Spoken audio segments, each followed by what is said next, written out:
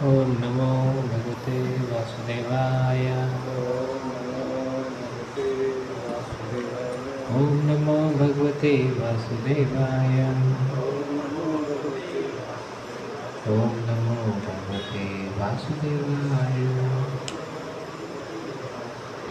नारायणं नमस्कृत्यं नरं चैव नरोत्तमं देवीं सरस्वतीं व्यासं ततो जयमुदीरयेत्।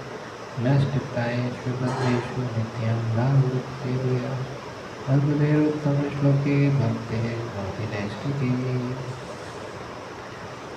श्रीमद्भागवतम पहला स्कंद 11वां अध्याय श्लोक संख्या 35 से पाठ करेंगे।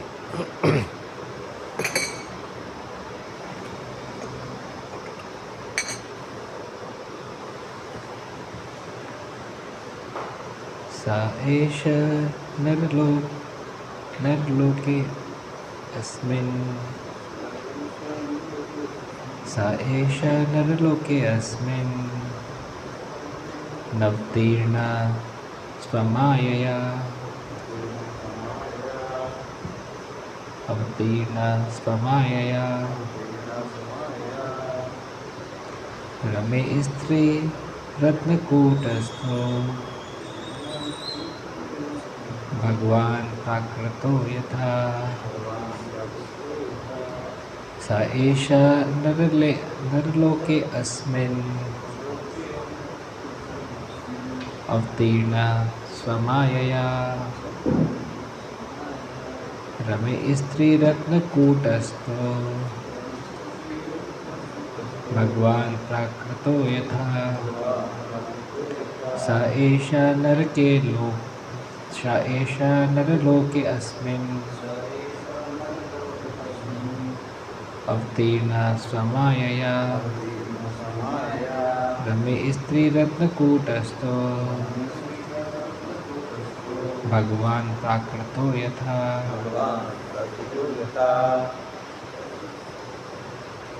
फिर रिपीट करना चाहेंगे क्या?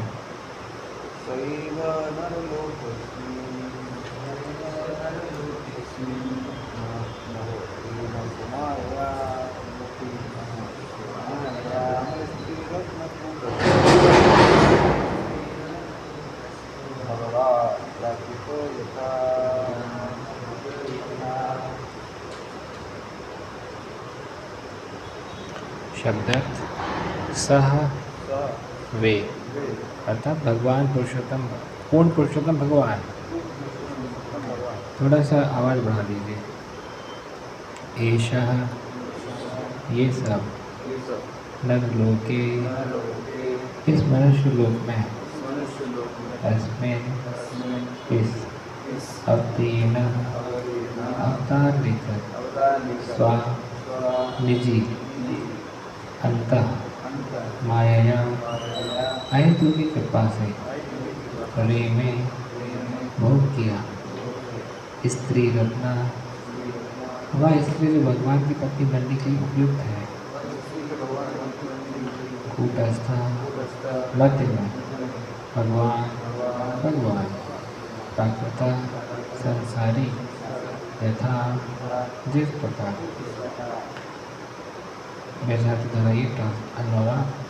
पूर्ण पुरुषोत्तम भगवान श्री कृष्ण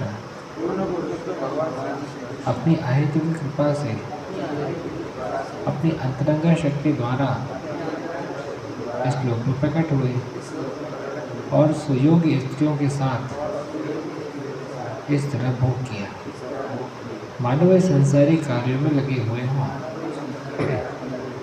तात्पर्य, भगवान ने विवाह किया और गृहस्थ की भांति रहे, यह निश्चय संसारी कार्य जैसा है।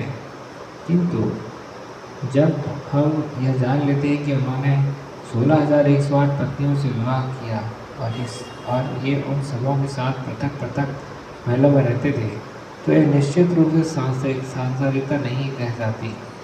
अतः भगवान की अपनी सुयोग्य पत्नियों के साथ गृहस्थ के रूप में रहना कभी भी संसारी नहीं है और उन सब के साथ उनका व्यवहार कोई संसारी यौन संबंध नहीं समझा जाना चाहिए। जो स्त्रियां उनकी पति बनी थी वे भी सामान्य स्त्रियां नहीं थी, क्योंकि भगवान को पति रूप में प्राप्त करना कोटि कोटि जन्मों की तपस्या का परिणाम ही हो सकता है। जब भगवान विभिन्न लोकों में या इस मनुष्य लोक में प्रकट होते हैं तो वे बद्ध जीवों को दिव्य लोक में अपना नित्य दास, मित्र, जननी, जनक तथा प्रियतम बनाने हेतु आकर्षित करने के लिए ही अपनी दिव्य लीलाओं का प्रदर्शन करते हैं। जहाँ भगवान नित्य सेवा विनिमय का प्रतिदिन करते हैं, जहाँ भगवान नित्य सेवा विनिमय का प्रतिदिन करते हैं। इस भौतिक जगत में यह सेवा विकृत रूप से दिखती है और असमय ही छिन्न हो जाती है, जिसे बहुत ही कटु अनुभव होता है। मोहग्रस्त जीव प्रकृति के द्वारा बद्ध होकर अज्ञान के कारण समझ नहीं पाता कि हमारे यहाँ के सारे संबंध क्षणिक हैं और उन्माद से भरे हैं। ऐसे संबंध हमें निरंतर सुखी नहीं रख सकते, किंतु यही संबंध भगवान के साथ स्थापित किया जाए तो हम इस भौतिक शरीर को त्यागने पर वैकुंठ चले जाते हैं और उनके साथ इच्छित शाश्वत संबंध स्थापित कर सकते हैं।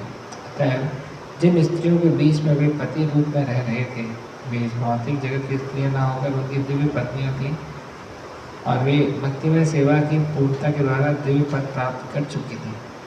यही उनकी योग्यता थी। भगवान परम ब्रह्म अर्थात पूर्ण पुरुषोत्तम परमेश्वर है। बद्ध जीव सर्वत्र ही शाश्वत सुख की खोज करते रहते हैं, न केवल इस धरा में अपितु ब्रह्मांड के अन्य लोकों में भी, क्योंकि वैधानिक रूप से आध्यात्मिक स्फुलिंग होने के कारण जीव ईश्वर की सृष्टि के कोने कोने में विचरण कर सकता है, लेकिन भौतिक गुणों के द्वारा बद्ध होने से वह अंतरिक्षयानों द्वारा आकाश में विचरण करना चाहता है और अपने गंतव्य तक पहुंच पाने में असफल रहता है। गुरुत्वाकर्षण का नियम उसके लिए कैदी की जंजीरों के समान बांधने वाला है।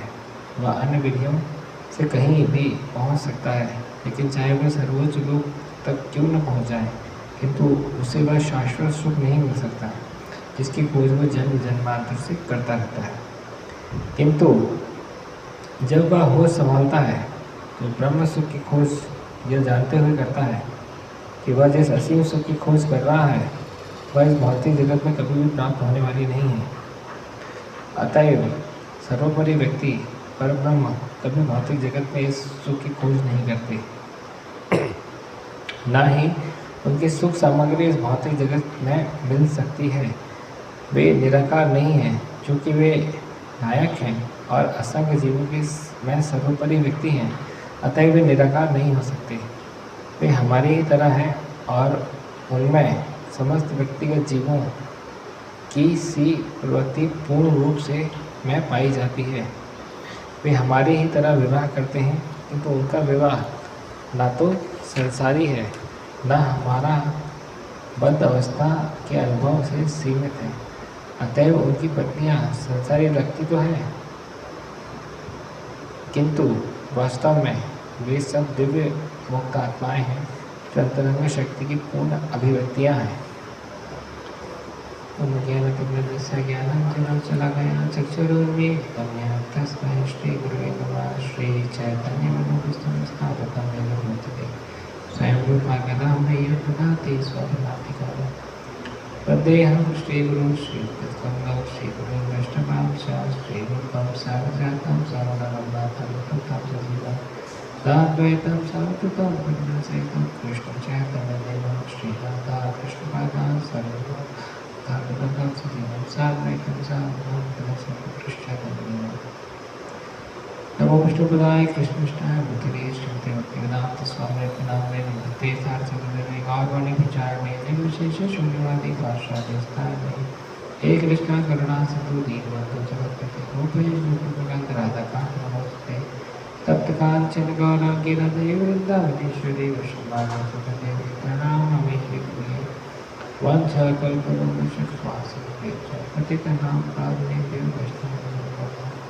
श्री कृष्ण चैतन्य प्रभु नित्यानंद श्री अद्वैत गदाधर श्रीवासादि गौरभक्तवृंद। हरे कृष्णा कृष्ण कृष्ण हरे हरे, हरे राम राम राम हरे हरे।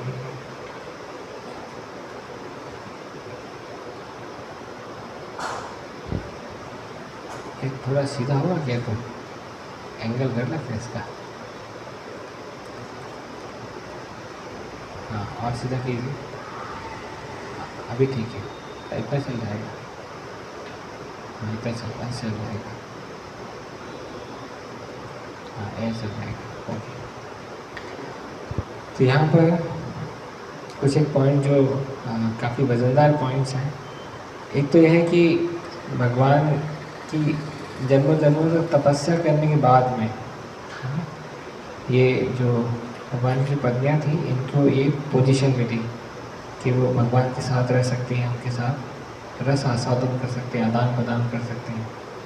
तो इसीलिए श्री गोपाल जी बोलते थे तपो दिव्यम, हमको जो है तपस्या करने के लिए ये मानव देह जो है मिल गई है। सब लोग क्या सोचते हैं, ये देह जो हमको भोग करने के लिए मिल गई है, अच्छा अच्छा खाने मिल जाए, अच्छी फैसिलिटीज़ मिल जाए, फ़ैन फॉलोइंग हो जाए, लोग वालों को नाम दें, सम्मान दें, सब लोग हमको अच्छा बोले। तो बॉडी से रिलेट करके बॉडली एंजॉयमेंट की तरफ साधारण जीवात्मा जो है वो अग्रसर रहती है। क्योंकि प्रभुपाद जी बताते हैं कि हमको ह्यूमन बॉडी मिली है ऑस्टेरिटी और तपस्या के लिए। क्यों? क्या ये ऑस्टेरिटी और तपस्या दुख की तरफ हमको ले जाएगी? नहीं, ये है सत्वगुण का सुख, जिसमें शुरुआत में भले तो कुछ दुख लगे पर बाद में जाकर के सुख मिलना निश्चित है ना। एक शुगर पेशेंट है, वो अभी मिठाई मिठाई सब खाता रहेगा अच्छे से, तो तुरंत में तो उसको मिठाई खाने में सुख लग रहा है, उसकी हालत और ख़राब हो जाएगी। एक समय आने के बाद में उसके अंग गलना शुरू हो जाएंगे। तो ये ज़्यादा अच्छी बात है, या तो फिर वो भी कंट्रोल में रहे, अपनी शुगर के लेवल को ठीक ठाक लाएँ, डायबिटीज़ लेवल को इम्प्रूव करें, उसके बाद में भले चाहे थोड़ा बहुत खा भी लेगा तो कोई फर्क नहीं पड़ेगा, है ना। देखिए किसी को बहुत तेज़ सर्दी भी है और अगर वो श्रीखंड लस्सी ठंडी ठंडी खाता है तो खाने में तो अच्छा ही लगेगा, ख़राब नहीं लगेगा, परंतु खाने के बाद हो जाएगी हालत ख़राब, है ना। किसी का पेट खराब है परंतु उसके बाद भी वो उसके सामने आप बढ़िया उसके जो आलू के पराठे या जो भी उसको अच्छा लगता है वो सब लाओगे, खाने में तो उसको अच्छा ही लगेगा, ख़राब नहीं लगेगा, पर बाद में उसकी हालत और ज़्यादा ख़राब हो जाएगी। हो सकता है वो 1-2 दिन में रिकवर कर लेता नॉर्मली, हल्का भोजन खाता तो, परंतु अब चूँकि के उसने मनमानी आचरण किया है, मनमानी आचरण के बदले में भी उसको जो है बहुत बड़ी प्राइस पे करनी पड़ेगी। तो इसलिए स्क्रिप्चर्स जो हैं हमको कैसे हम अपनी ये भयानक स्थिति से एक दिव्य स्थिति तक पहुंच सकें, इसके बारे में हमको सलाह देते हैं, है ना। तो प्रभुपाद जी बोलते तपो दिव्यम, है ना, तपस्या की बात करते हैं। तो तपस्या की लाइन जो है वो बहुत छोटी है और भोग की लाइन बहुत बड़ी है ना। भोग वृत्ति सभी के अंदर बहुत प्रोमिनेंट है, सेवा वृत्ति जो है उसकी लाइन बहुत छोटी है, क्योंकि लोग जो है वो देख नहीं पाते, भोग से जुड़ा हुआ भौतिक दुख नहीं देख पाते हैं और सेवा से जुड़ा हुआ सुख नहीं देख पाते हैं। इस वजह से ये लाइन छोटी रह जाती है और वो लाइन बड़ी रह जाती है ना। आज देखिए किसी व्यक्ति को बॉलीवुड में एंट्री करनी हो, जिसका कोई फिल्म बैकग्राउंड नहीं हो, बहुत संघर्ष लगता है उसको। अच्छी एक्टिंग आती होगी उसके बाद भी बहुत संघर्ष लगेगा, इतना आसान नहीं है एंट्री प्लेस करना। और उसके बाद भी लोग कितना ट्राई मारते हैं, 2-2, 3-3 साल तक मुंबई में रहते हैं, किराए के मकान में रहते हैं, प्रयास करते कहीं ना कहीं से हमारी एंट्री हो जाए, है ना। और थोड़ा बहुत भी व्यक्ति अगर प्रयास भगवान की भक्ति के डायरेक्शन में आगे बढ़ने के लिए करता है तो बहुत जल्दी आगे बढ़ जाता है और उसको एक वो सुख मिलता है जो कि बाकी दूसरे लोग की कल्पना के ही परे है ना। देखिए संतुष्टि जो है ना वो कभी भी खारा पानी पी करके नहीं मिल सकती, संतुष्टि के लिए आपको मीठा पानी पीना पड़ेगा, है ना। तो किसी के पास समुद्र जितना पानी हो सकता है परंतु वो प्यास बुझाने की क्षमता नहीं रखता, है ना। किसी के पास मीठे कुएं का थोड़ा पानी हो सकता है परंतु वो आपके जीवन भर प्यास बुझाने की क्षमता ही रखता है।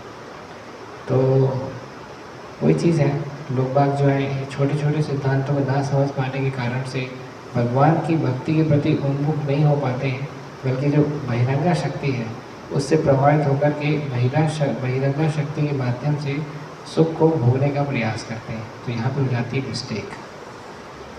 सेकेंड पॉइंट देखिए, नीड्स जो हैं, आवश्यकताएं जो हैं वो तो भक्त की भी हैं और अभक्त की भी हैं, पर आवश्यकताओं के ऊपर जो इच्छा डिज़ायर जो कंपोनेंट आता है वो बेसिकली लोगों को पूरे समय उलझाए रखता है।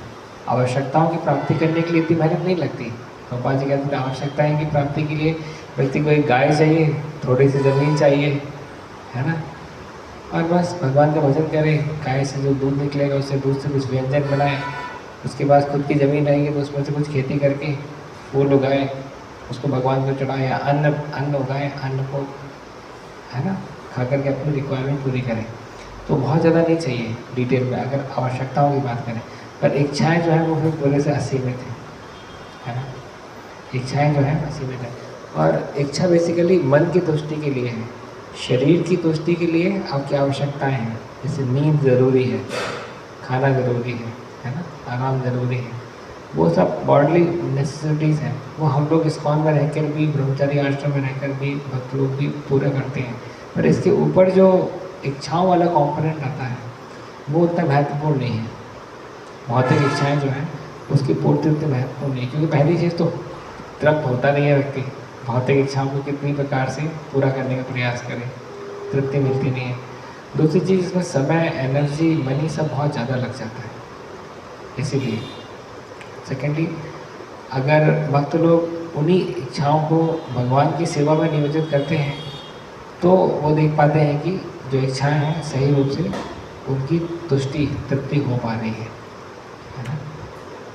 हम एक किचन का एग्जांपल लें, जैसे कई बार लोग बोलते हैं क्या पैसा तो साधुओं को भी चाहिए पड़ता है ना, कपड़े तो साधुओं को भी चाहिए पड़ते हैं, जिस प्रकार से नमक तो किचन में भी चाहिए पड़ता है। तो कितना नमक लगता है एक महीने में? हो सकता है 1 किलो 2 किलो नमक लगता हो। 2 किलो नमक हमारी आवश्यकता है, पर 20 किलो नमक है, किसी के पास 200 किलो नमक है, किसी के पास 2000 किलो नमक है। ये सब मेंटल प्लेटफॉर्म में चीज़ें चल रही हैं, क्योंकि आवश्यकता तो आपको 2 किलो की ही है। कभी कोई बॉलीवुड सेलिब्रिटी वगैरह के घर में कभी रिपोर्टर्स वगैरह जाते हैं, देखते हैं कि 300 जोड़ी जूते चप्पल हैं इनके पास में, बड़ी न्यूज़ बन जाती है ना। फलाने हीरोइन के पास में 300 जोड़ी चप्पल हैं, 2 जोड़ी चप्पल सफिशिएंट है ना, एक कभी इमरजेंसी के हिसाब से, एक रेगुलर यूज़ के हिसाब से। ये आवश्यकता है। इसके ऊपर जितनी भी जोड़ी हैं सारी क्या है? डिज़ायर है ना। हो सकता है किसी व्यक्ति की आवश्यकता कार हो, पर कार नॉर्मली 6-8 लाख रुपये में ठीक ठाक कार आ जाती है। इसके ऊपर जब आप जा रहे हैं तो फिर वो आपकी इच्छा की कैटेगरी में आ गई है ना।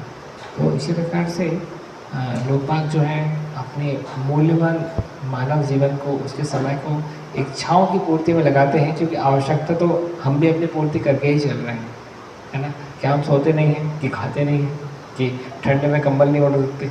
सब कुछ करते हैं।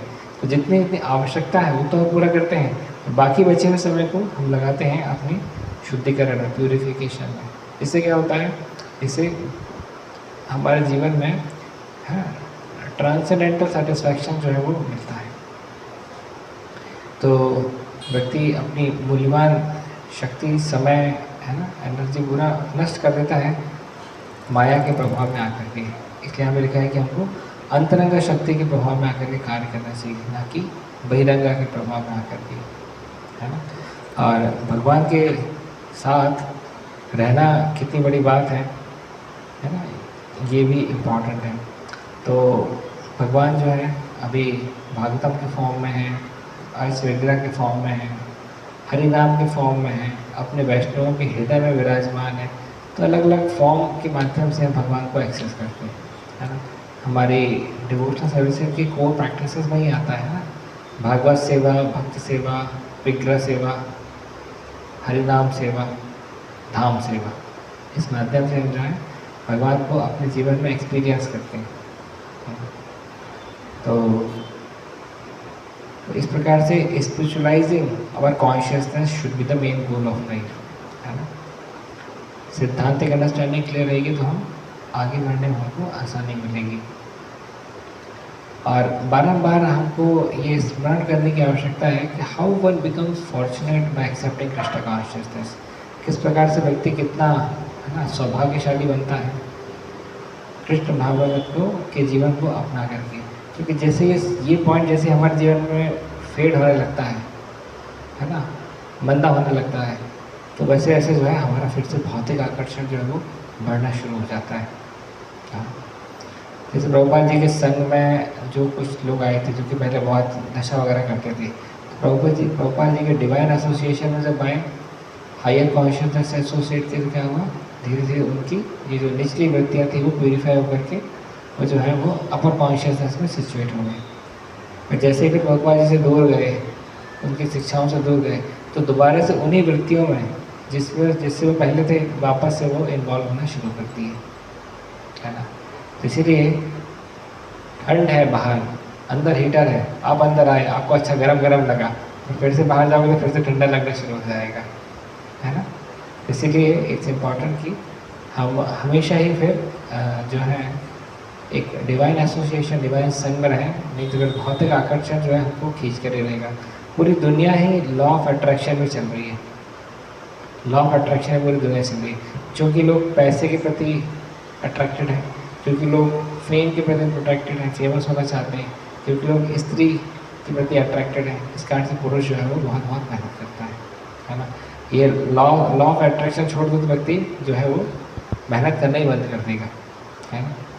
देखिए जैसे हमारे हॉस्टल में स्टूडेंट्स रहते थे, है ना, जो बरमूडा जैसे हाफ पैंट पहनते थे वो भी फटा ही रहता था और कल तो कोई कभी करता नहीं था हॉस्टल में, करेक्ट। ऐसे मतलब बहुत ही अलग प्रकार से रहता था, आपको आदिवासी जैसे दिखाई देगी, पर बाहर जाते थे तो एकदम हीरो बन के।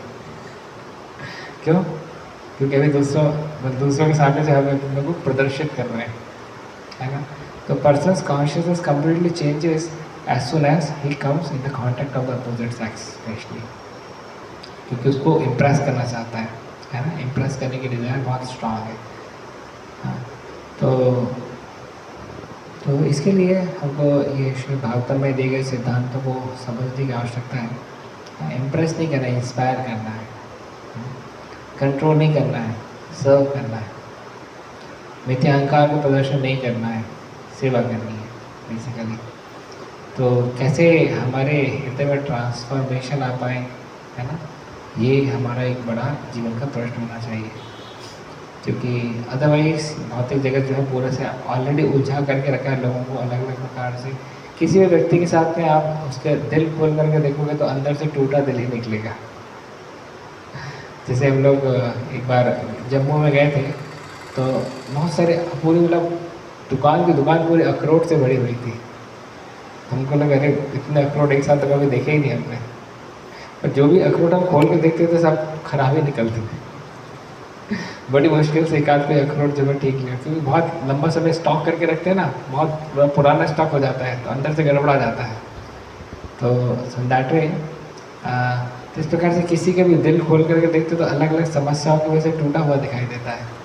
हाँ, तो people are living with plastic smiles and crying heart, plastic smiles and crying heart. देखिए सबकी सेल्फी जो है मुस्कुराते हुए रहती है ना। दो प्रकार की फ़ोटोज़ रहती हैं, एक होती है व्यक्ति की फेसबुक पे, दूसरे होते हैं आधार कार्ड में। दोनों को एक साथ रखो पहचान नहीं पाओगे, एक ही व्यक्ति।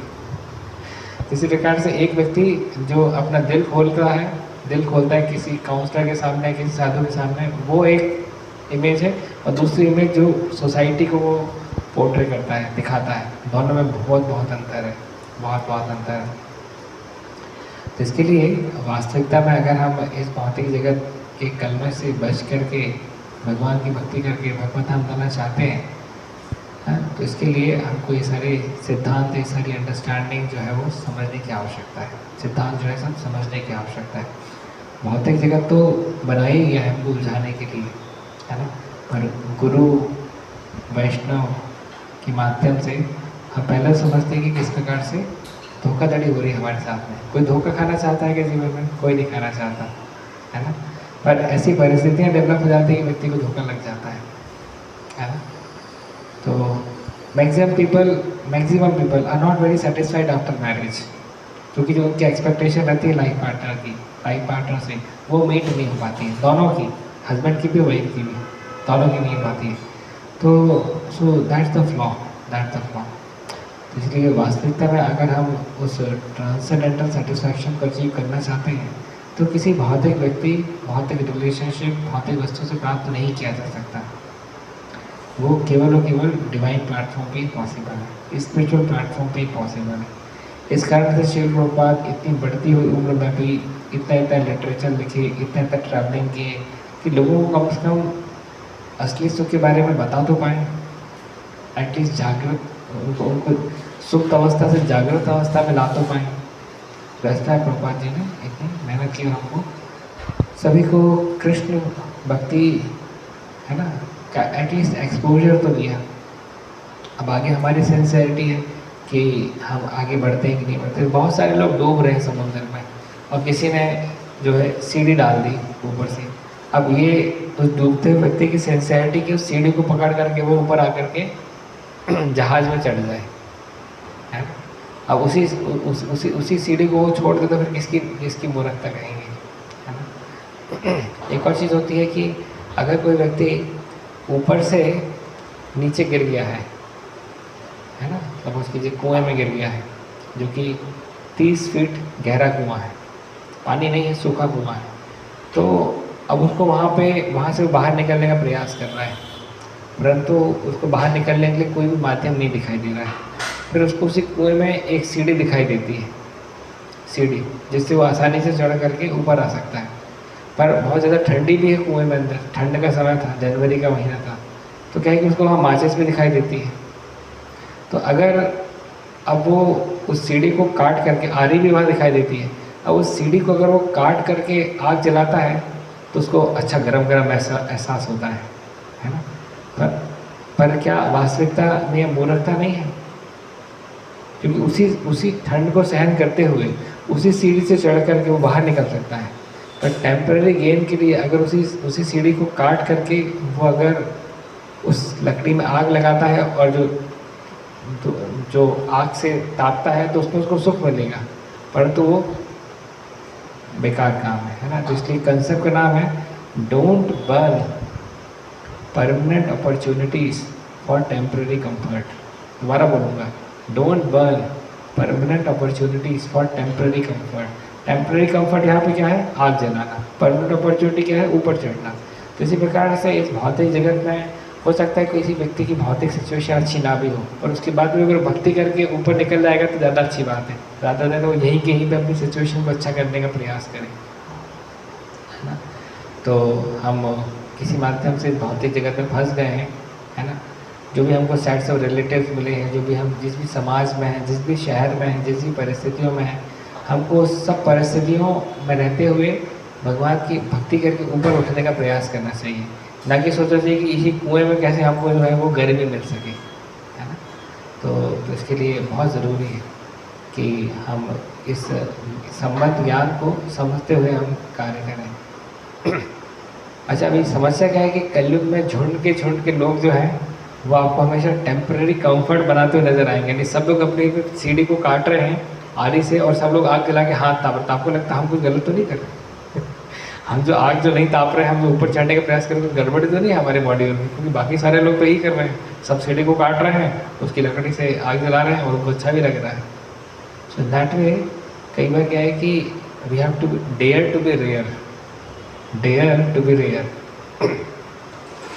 गौरांग प्रभु 25 साल बाद IIT मुंबई गए थे, क्योंकि उनकी वो सिल्वर जुबली थी एल्यूमिनीस की।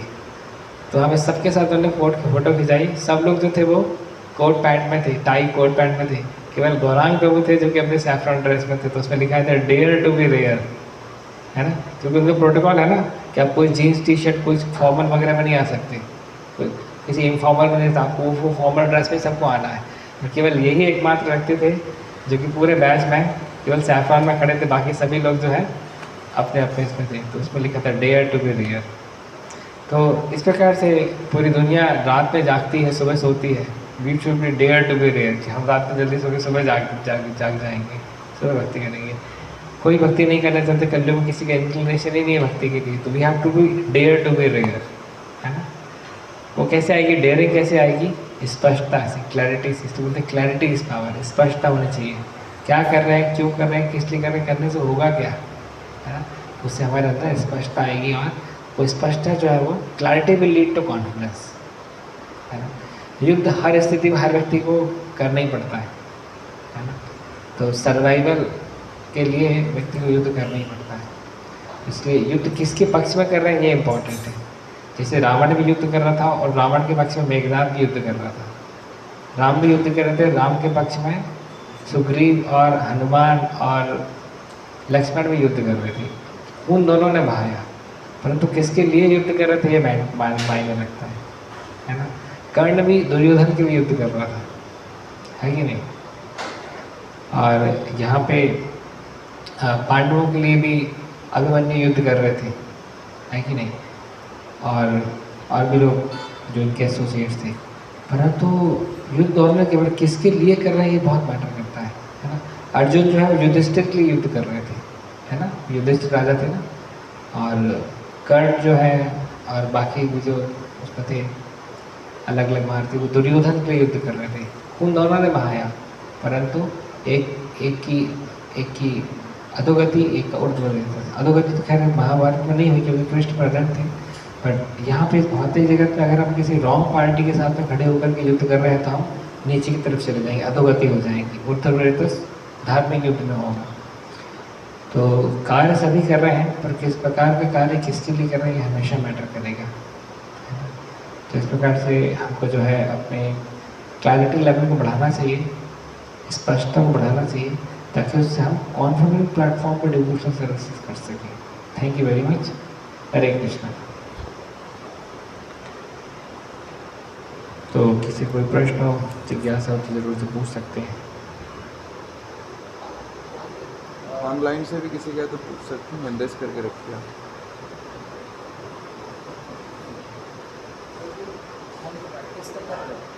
प्रैक्टिस करने के बाद भी कभी कभार ऐसा होता है कि हम ऐसे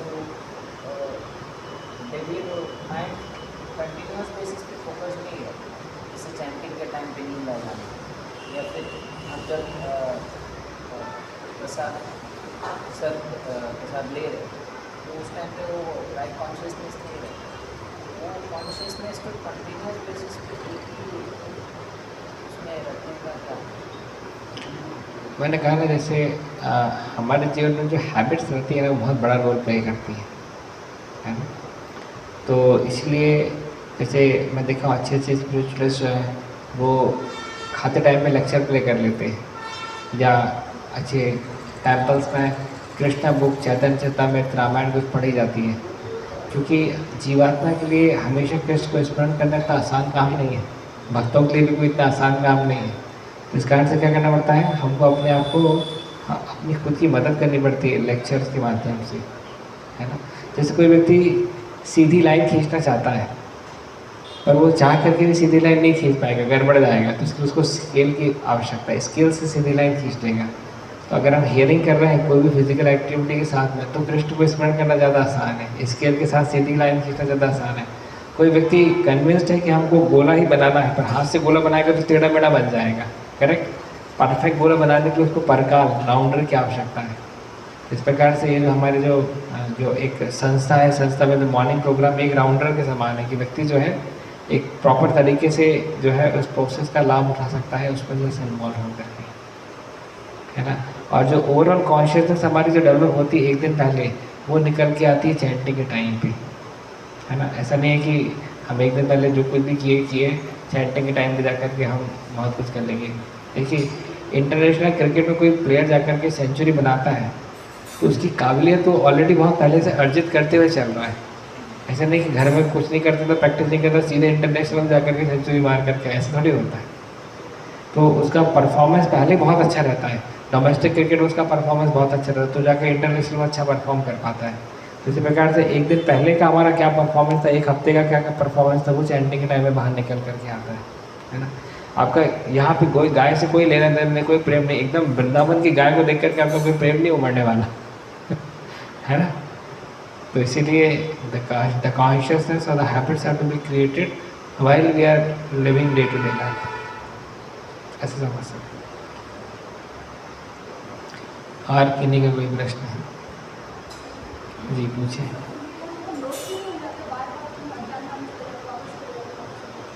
प्रश्न है कि हम हमेशा ज्ञान में ही क्यों नहीं स्थित रहते, बार बार ज्ञान करने को।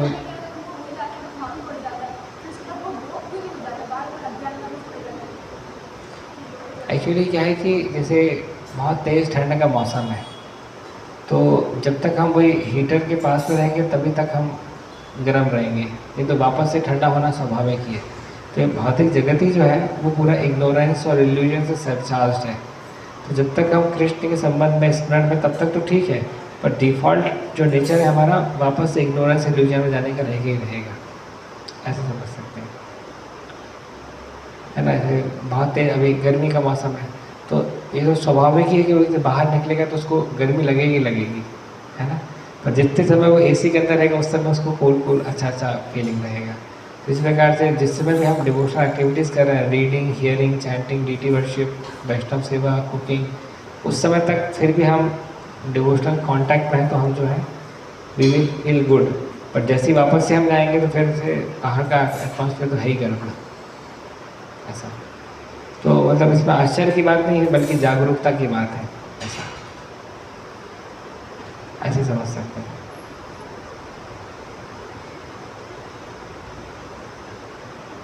ठीक है, तो यही विराम देते हैं। ग्रंथराज श्री नागधाम की जगत श्री गोपाल।